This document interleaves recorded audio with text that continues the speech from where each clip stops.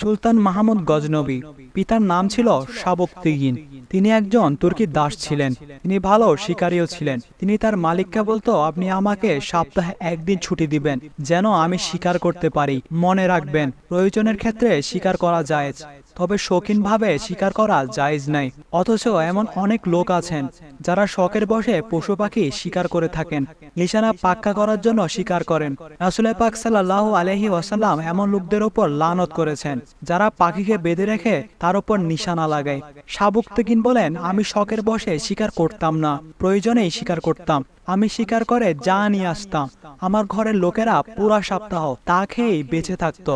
শাবুকতীগিন বলেন, আমি একদিন শিকারে গিয়ে জঙ্গলে কোনো কিছু শিকার করতে পারছিলাম না। সকাল থেকে নিয়ে আসর পর্যন্ত অনেক খুঁজলাম, কিন্তু কোনো প্রাণী শিকার করতে পারলাম না। সন্ধ্যা হয়ে যাচ্ছে দেখে অন্ধকারে কোনো হিংস্র জানোয়ার আমার উপর হামলা করতে পারে ভেবে অনেক ভয় পেয়ে গেলাম। ভয়ের কারণে বারবার ডানে বামে দেখতে লাগলাম।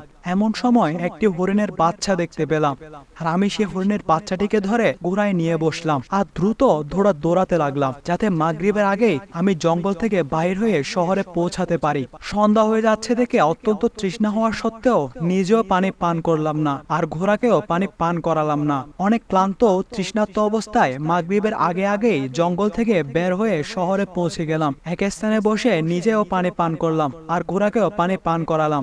এমন সময় দেখলাম আমি যে হরিণের বাচ্চা ধরে এনেছি সেটার মা দৌড়াতে এসে হাজির। অথচ আমি ঘোড়াতে করে 1.5 ঘন্টা অত্যন্ত দ্রুততার সাথে জঙ্গল থেকে বের হয়ে এসেছি, আর সে হরিণটিও আমাদের পিছে 1.5 ঘন্টা যাবৎ দৌড়িয়েছে। তাই হরিণটির শ্বাস প্রশ্বাস দ্রুত চলছিল। আমি চিন্তা করলাম, আজ যেহেতু শিকার কম, এই হরিণটিকে পাকড়াও করে নিব। কিন্তু আমার ভিতর থেকে আওয়াজ আসলো, এক মা তার সন্তানকে নিতে এসেছে।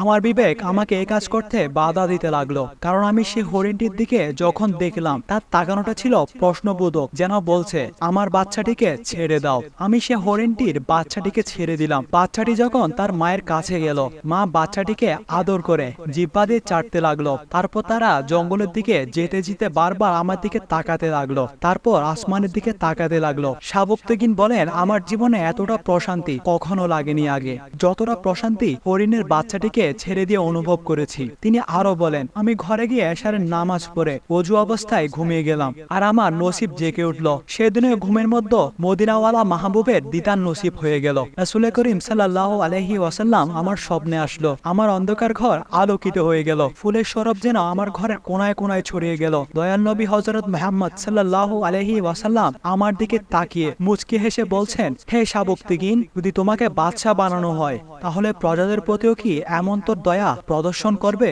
যেমন দয়া আজ তুমি একটি জঙ্গলের হরিণের সাথে করেছো? এই কথা শুনে আমি কেঁদে দিলাম আর বললাম, ইয়া রাসূলুল্লাহ, আমি তো সামান্য গোলাম হওয়ারও যোগ্যতা রাখি না, বাদশা কিভাবে হব? তিনি ফরমালেন, তোমার আজকের আমলটি আল্লাহর খুব পছন্দ হয়েছে, তাই আরশের মালিক তোমাকে বাদশা বানানোর ফয়সালা করেছেন। শাবুকতীগিন বলেন, একটি জঙ্গলের হরিণের প্রতি দয়া করেছি, আর আল্লাহ তাআলা আমাকে বাদশাহী দান করে দিয়েছেন। সুবহানাল্লাহ।